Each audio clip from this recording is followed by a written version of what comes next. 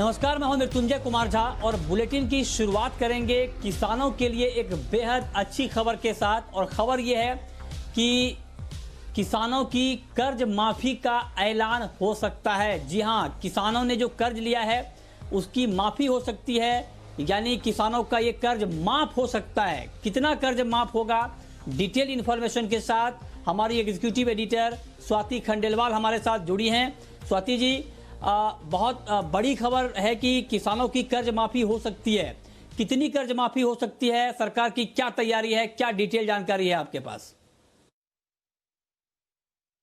जी, ये खबर बहुत ही अहम है और ये सभी तीनों सेक्टर्स के लिए बहुत बड़ी है। चाहे आप बैंकिंग की बात करें, बाजार की बात करें, इकोनॉमी की बात करें, इन सभी सेक्टर्स से ये खबर बहुत जबरदस्त जुड़ी हुई है। सरकार अब ये सोच रही है और सूत्र हमें बता रहे हैं कि किसानों के लिए एक बड़ी कर्ज माफी की योजना की तैयारी करी जा रही है। और आप देखते हैं सरकार की हमेशा से फोकस रही है कि किसानों को राहत दी जाए। तो क्या बड़ी कर्ज माफी होगी? सूत्र हमें बता रहे हैं और ये खबर ये कि 1 लाख करोड़ रुपए तक का कर्ज यहाँ माफ किया जाने की बात की जा रही है किसानों की। 1 लाख करोड़ रुपए के कर्ज की माफी यहाँ सरकार देने की बात कर रही है। और इसको टुकड़ों में होगा, ये ट्रांचेस में होगा। तो पहले ट्रांच में ये है, अनाउंसमेंट आ सकती है कि 25,000 करोड़ रुपए की कर्ज माफी संभव। और ये अनाउंसमेंट बहुत ही बड़ा रिलीफ होगा किसानों के लिए। और अगर आप देखिए इस वक्त किसानों को कोरोना और टिड्डे के आतंक, जो अभी हाल ही में हमने देखा, इसका जो असर हो रहा है फसलों पर और उसका जो इम्पैक्ट किसानों पर पड़ रहा है वो बहुत बहुत ज्यादा है। इसके लिए ये फैसला लिया जा रहा है। ये आपने सुना एक बड़ी खबर। पहली किस्त में 25,000 करोड़ रुपए का कर्ज माफ हो सकता है और कुल 1 लाख करोड़ के कर्ज माफी की योजना है। जी हां, तो किसानों को एक बड़ी राहत देने की तैयारी में है सरकार। और जो बात स्वाति जी बता रही थी बहुत महत्वपूर्ण है, क्योंकि कोरोना की वजह से किसानों को बड़ा नुकसान हुआ है। और उसके अलावा जो टिड्डियों का हमला है, 27 साल का सबसे बड़ा हमला है टिड्डियों का ये, उससे भी फसलों को और आगे किसानों को नुकसान की आशंका बढ़ गई है। लिहाजा इन दोनों मुद्दों को देखते हुए सरकार एक बड़ी तैयारी कर रही है कि किसानों की कर्ज माफी की जाए। लेकिन क्या ये एक मजबूत सॉल्यूशन होगा या इसमें कुछ और मिसिंग है? इस पर बातचीत करने के लिए हमारे साथ जाने माने एग्री इकोनॉमिस्ट विजय सरदाना फोन लाइन पर जुड़ रहे हैं। सरदाना जी, बहुत बहुत स्वागत है आपका। 1 लाख करोड़ की कर्ज माफी हो सकती है, इस खबर पर आपका पहला रिएक्शन क्या होगा? सबसे पहले आप सारे दर्शकों को मेरा नमस्कार और उम्मीद है आप सब लोग सुरक्षित होंगे, सेफ होंगे कोरोना के कार्य में।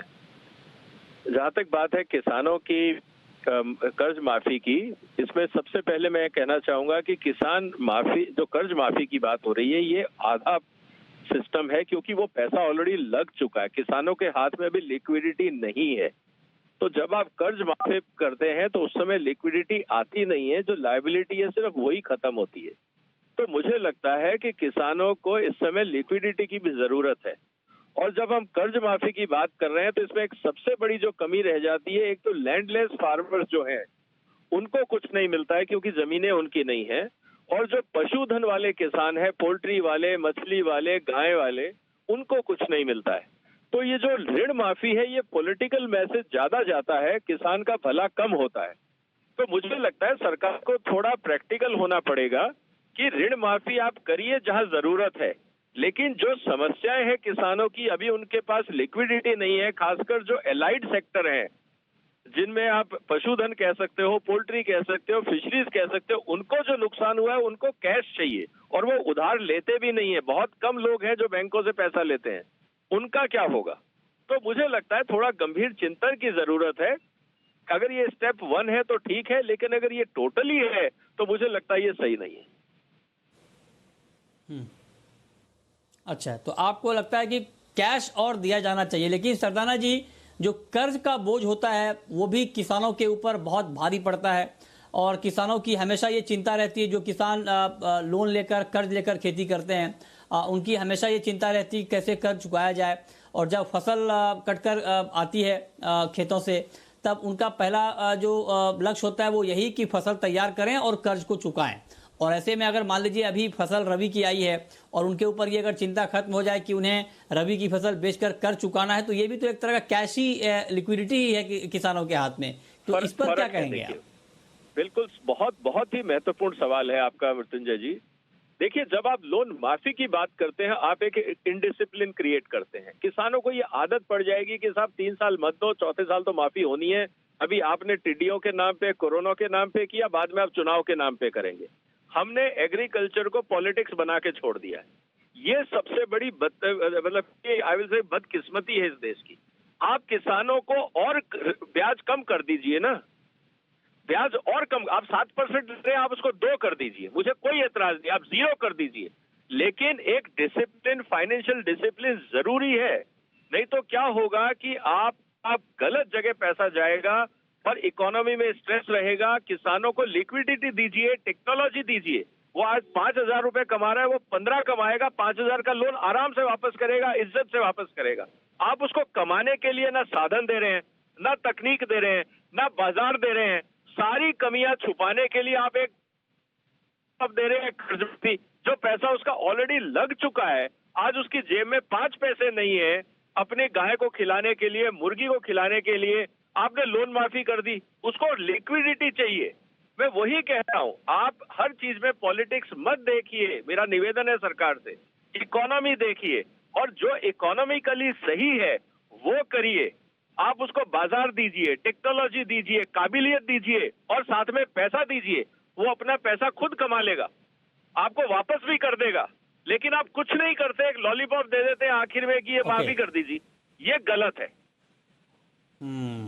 ठीक है, चलिए, बहुत शुक्रिया सरदाना जी आपका हमारे साथ जुड़ने के लिए, इस खबर पर अपनी राय देने के लिए। तो एक महत्वपूर्ण खबर है जो हमने आपको बताई, एक्सक्लूसिव खबर, और उस पर एक्सपर्ट का क्या रिएक्शन है ये भी हमने आपको सुनाया। आगे बढ़ते हैं, अब बात करते हैं कि आज के बाजार में आपको करना क्या है। ये बताने के लिए हमारे साथ हैं सुनंद सुब्रमण्यम चॉइस ब्रोकिंग के और प्रियांक उपाध्याय हैं SSJ कमोडिटीज के। आप दोनों का बहुत स्वागत है। सुनंद, मेरा पहला सवाल आपसे होगा गोल्ड और सिल्वर के ऊपर। सोने चांदी में आज शाम के लिए क्या ट्रेड आप देख रहे हैं? सोने चांदी की बात करूँ तो अभी भी थोड़ा सा तेजी का माहौल ही दिखाई दे रहा है। अगर मैं गोल्ड की बात करूँ तो सबसे पहले गोल्ड में तेजी का माहौल दिखा देगा। 46,600 के लेवल्स पे आप खरीदारी कर सकते हो, 47,000 तक आप टारगेट रख सकते हो। और अगर आप स्टॉप मेंटेन रखना चाहते हो 46,400 पे। इसका यही खास वजह है कि ग्लोबल मार्केट्स में अभी भी काफी टेंशन है। यूएस चाइना ट्रेड टेंशन अभी भी चल रहा है और हांगकांग का भी इश्यूज काफी है, जिसकी वजह से गोल्ड प्राइसेस में सपोर्ट होगा। और बात अगर हम सिल्वर करें तो सिल्वर में भी काफी सपोर्ट मिला है। हालांकि इंडस्ट्रियल डिमांड नहीं है ग्लोबल मार्केट्स में, कुछ जगह पे लॉकडाउन सिचुएशन ईज हुआ है, बट फिर भी थोड़ा सा ये गोल्ड के साथ रैली दे रहा है। तो ये गोल्ड तो सिल्वर में भी थोड़ा सा तेजी का माहौल दिख रहा है। 48,900 के ऊपर खरीदारी का मौका बनते हुए दिख रहा है और 49,200 तक आप टारगेट रख सकते हो। अगर आप स्टॉप मेंटेन रखना चाहते हो 48,750 पर रख सकते हो। ठीक है, ठीक है, ओके। प्रियांक जी, आपका व्यू क्रूड के ऊपर क्या होगा? कच्चे तेल में क्या किया जाए? कच्चे तेल में हमने एक लोअर लेवल से सस्टेन रैली आती हुई देखी है और लास्ट 2 से 3 ट्रेडिंग सेशन से एक दबाव दिखा है फ्रॉम हायर लेवल्स। तो यहाँ पे मुझे लगता है कि ये दबाव बढ़ सकता है और एक डिप दिख सकती है मार्केट्स में। तो 2500 के आसपास सेल की रणनीति रहेगी, 2600 का स्टॉप लॉस रहेगा and short term targets on the down side 2350 के रहेंगे। ठीक है, मेटल का मार्केट सुनंद अभी आपको कैसा लग रहा है? मेटल में अगर ट्रेड करना हो तो आज शाम के कारोबार के लिहाज से सबसे अच्छा काउंटर आपको मेटल का कौन सा दिख रहा है? मेटल मार्केट्स में बात करें तो मुझे निकल एक अच्छा काउंटर दिखाई दे रहा है, काफ़ी अच्छा सपोर्ट है मार्केट्स में। और 928 का जो करंट लेवल्स पे जो ट्रेड चल रहा है वहाँ पे आप खरीदारी कर सकते हो। और अगर आप टारगेट रखना चाहते हो तो आज शाम के लिए 934, 935 तक जा सकता है। और अगर आप कल तक वेट कर सकते हो तो 940 तक हम एक्सपेक्ट कर सकते हैं। अगर आप स्टॉप रखना चाहते हो तो 922 के लेवल्स पे रख सकते हो। इसका यही खास वजह है कि कुछ चाइनीज इंडस्ट्रीज में भी थोड़ा सा इलेक्ट्रॉनिक व्हीकल्स का भी मैन्युफैक्चरिंग थोड़ा पिकअप हुआ है। हालांकि थोड़ा सा डोमेस्टिक मार्केट में चिंता अभी भी जता हुआ है, बट फिर भी ओवरऑल ट्रेंड देखा जाएगा तो थोड़ा सा सपोर्टिव है नियर टर्म के लिए। तो निकल एक अच्छा काउंटर दिखाई दे रहा है। ओके, आपकी टॉपिक प्रियांक जी मेटल में। मेटल में मेरी टॉपिक निकल रहेगी। हमने देखा है कि 900 के ऊपर काफी अच्छा सस्टेन कर रहे हैं काफी दिनों से, और ऑन द हायर साइड जो हर्डल अभी दिखेगा वो अराउंड 970 के आसपास है। अभी 925 के आसपास रेट चल रहे हैं। मेरा सजेशन रहेगा कि करंट लेवल से भी बाई किया जा सकता है।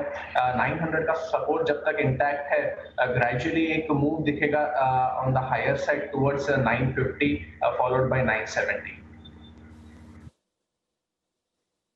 ओके, ठीक है। और अब वक्त है रैपिड फायर राउंड का।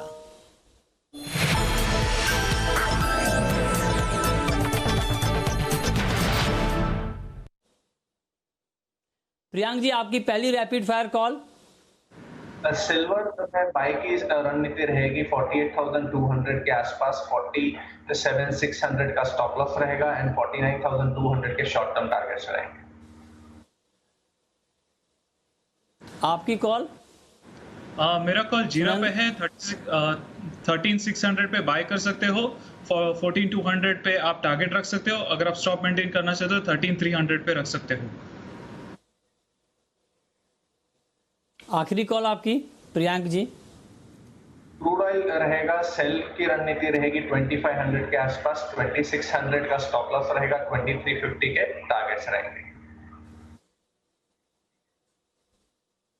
ओके, बहुत शुक्रिया प्रियांक जी आपका और सुनंद जी आपका हमारे साथ जुड़ने के लिए, बताने के लिए कमोडिटी में कहां पर ट्रेड करना ठीक रहेगा। तो फिलहाल इस बुलेटिन में इतना ही।